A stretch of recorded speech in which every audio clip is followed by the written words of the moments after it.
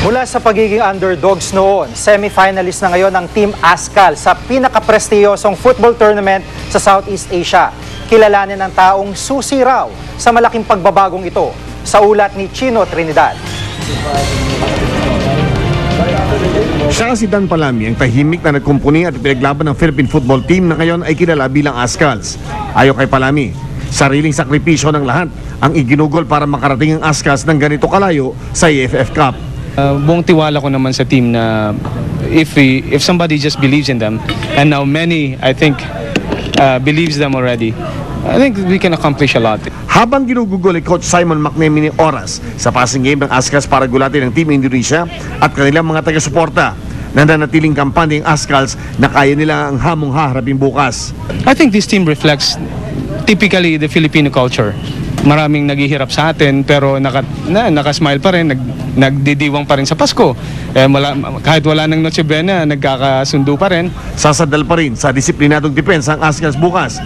At nalusutan man ang ating malahiganting goalie na si Nel Etheridge, mas mabangis pa rin daw silang maglalaro laban sa Indonesia.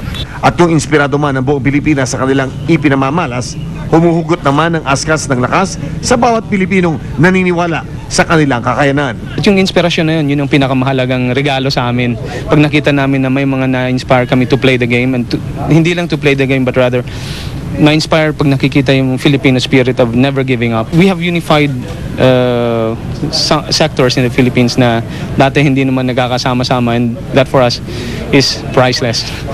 Mula sa Jakarta, Indonesia, Chino Trinidad, nakatutok, 24 oras.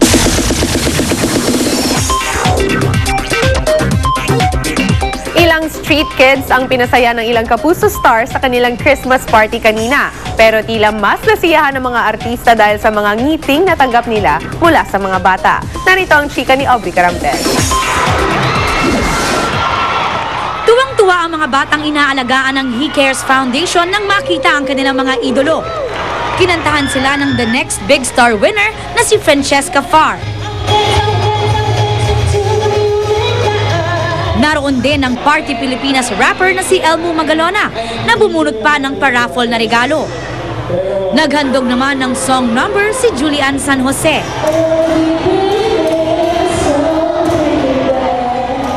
Marami naman ang naghiyawan at kinilig nang mag-perform na ang Kapuso hunk na si Aljura Brenica. Happy ang Kapuso stars na kahit raw sa munting paraan sa pagbibigay ng kanilang oras at talento ay nakapagbigay sila ng saya sa kanilang mga tagahanga ngayong Christmas season. Sobrang nakakataba ng puso kasi kahit pa paano alam ko na nakatulong ako sa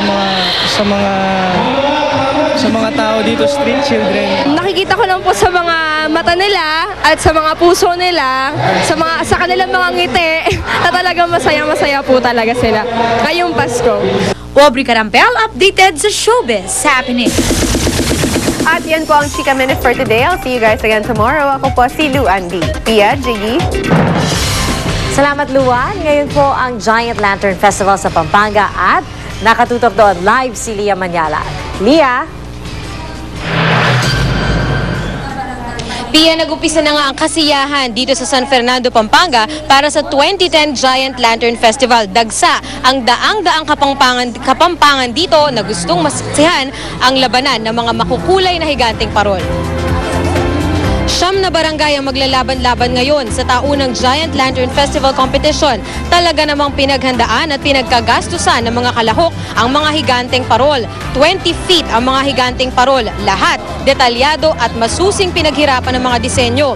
Ang gasto sa bawat parol aabot sa 500 hanggang 700,000 pesos. Hindi hamak na mas malaki yan kaysa sa grand prize na 102,000 pesos. 3 rounds ang gagawing kompetisyon ngayong gabi. Una, ang isa-isang pagpapailaw sa mga parol. 7 minutes ang allotted time para sa individual showdown. Pagkatapos nito, talaga namang showdown na nga. Tigta-3 naman silang sabay-sabay na magpapailaw. At ang huli ay ang sabayang pagpapailaw ng 9 na higanteng parol.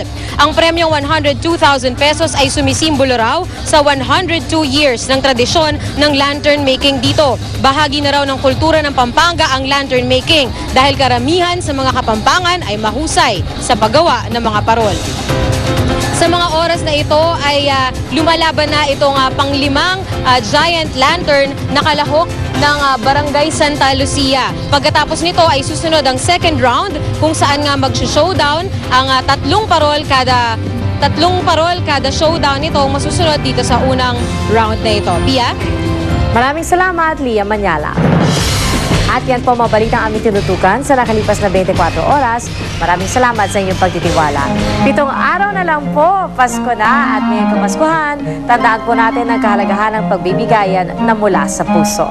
Mula sa tahanan ng katotohanan, ako po si Pia Arcangel. Ako po si Jiggy Manica, dito ang GMA. Walang kinikilingan, walang pinoprotektahan, walang kasinungalingan. Walang bahid politika, serbisyong totoo lamang. At dahil hindi natutulog ang balita, Nakatuto kami 24 oras.